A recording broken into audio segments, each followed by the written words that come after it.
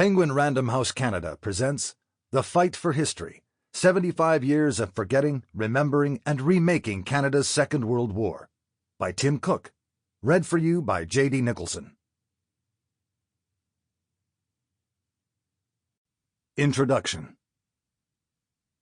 Nobody would be interested in reading about the Second World War after 1948, said Canadian Minister of National Defence Brooke Claxton, shortly after Hitler and his Nazis were defeated.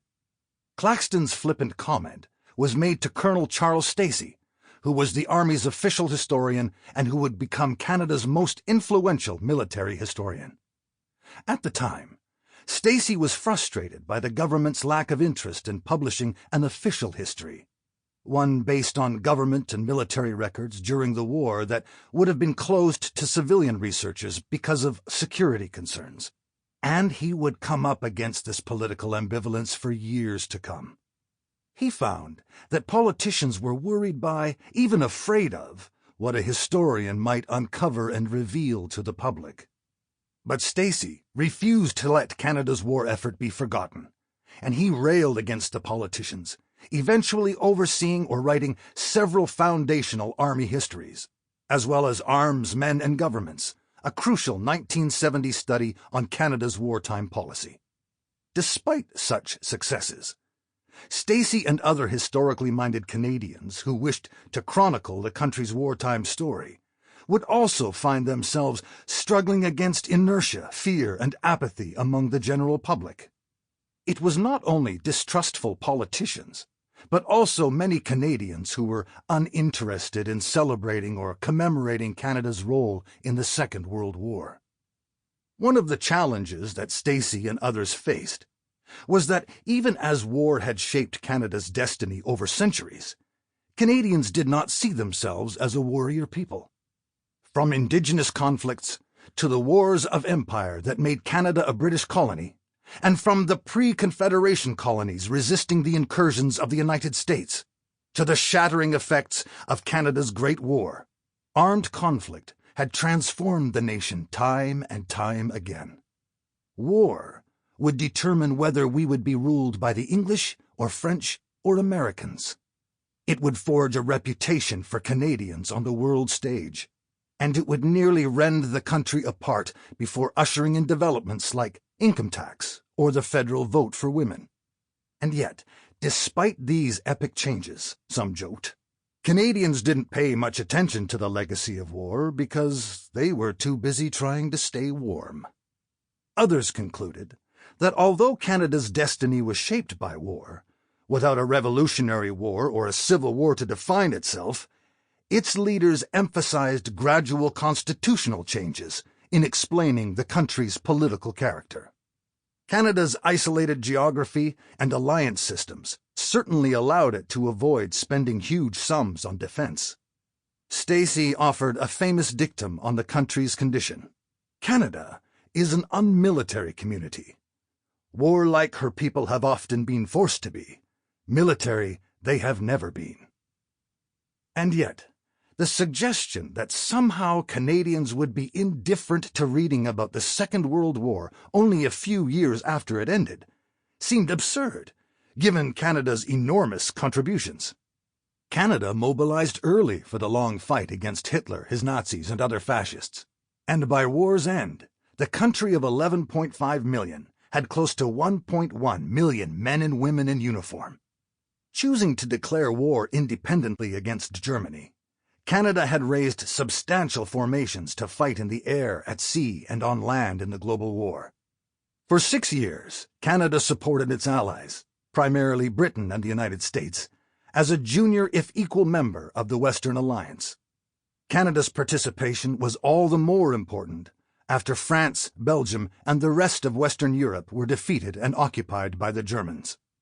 The price of victory had been high, with 45,000 Canadians killed and another 55,000 physically wounded. Thousands more suffered from wounds to the mind and spirit. The survivors came home and were rewarded with generous benefits from the government that enabled them to build new lives and a new country. With veterans making up 1 in 3 adult males in the 1950s, along with the more than 50,000 women who served, it would be easy to assume that the aftermath of the Second World War would permeate Canadian society. But that was not the case. In fact, the war was rapidly pushed aside, evoking little relevance in the fast-changing post-war years and for much of the 20th century. This book seeks to track and untangle the complicated, contested, and ever-shifting meaning of that war over the past 75 years. Canada's commitment to winning, whatever the cost to its citizens, forever changed the trajectory of the nation. The gears of the war effort drove massive political, economic, social, and cultural transformations across society. Government intrusion into the lives of Canadians was furthered by the war through the massive mobilization of resources and, in the immediate post-war period, through an unparalleled effort to help service personnel integrate back into society. The war created 1 million new veterans who needed to be treated with respect. The injured had to receive care. Meanwhile, Canada's dead were honored to assuage the grief of next of kin and the soldiers' communities. Over time, a particular form of social memory emerged surrounding Canada's war effort. Social memory is the constellation of thoughts, ideas, and key events that people create and embrace to make sense of their society. Often, this involves forging an agreed-upon version of the past that resonates in the present. The past may not change, but how we view it does. And while there are many strands of memory, not all are dominant. As part of the interplay of ideas, historians uncover new evidence that slowly makes its way into the school texts, although often popular culture is more effective in shaping our understanding of history. A novel like Joy Kagawa's Obasan, 1981, a film like Steven Spielberg's Saving Private Ryan, 1998, an exhibition at the Canadian War Museum, all read, seen, or visited by hundreds of thousands or millions, can have a tremendous impact on what Canadians know about their history. After Canada's monumental contribution to victory, it is surprising that Canadians' engagement with and interest in the Second World War faded in the post-war years. This necessary war had been fought against an evil regime, Hitler's Thousand-Year Reich, and large segments of the country's citizenry bore almost any burden to win the war. While some were unmoved by the war effort, often for political or religious reasons, and sometimes because of distance from the front or isolation in rural areas, most Canadians stood behind and firmly supported the war effort. But within a decade, the war's meaning changed dramatically, losing its potency to move Canadians as a galvanizing symbol of pride and sacrifice.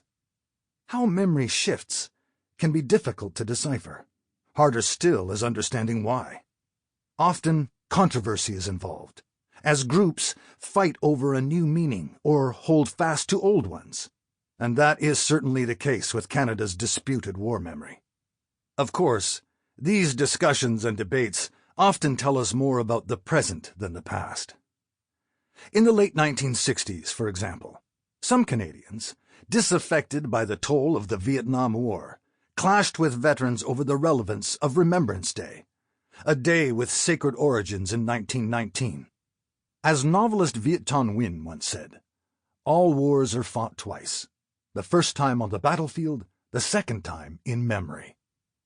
As this book will show, the past rarely lies still in its grave. It is continually dug up, reanimated, and occasionally even weaponized. All nations reconstruct meaning around their wars, telling battlefield stories, creating symbols, and over time, situating those wars within the country's social memory. In Canada, the erection of monuments, or their absence, tells us something about how Canadians envisioned the war effort. Films, plays, and novels can illustrate how the war resonated among artists. The discourse surrounding conflict and how it is taught in schools or appropriated by politicians shows how some stories are infused with weighty meaning, while others are discarded or forgotten. The key role of anniversaries in folk... Sample complete. Ready to continue?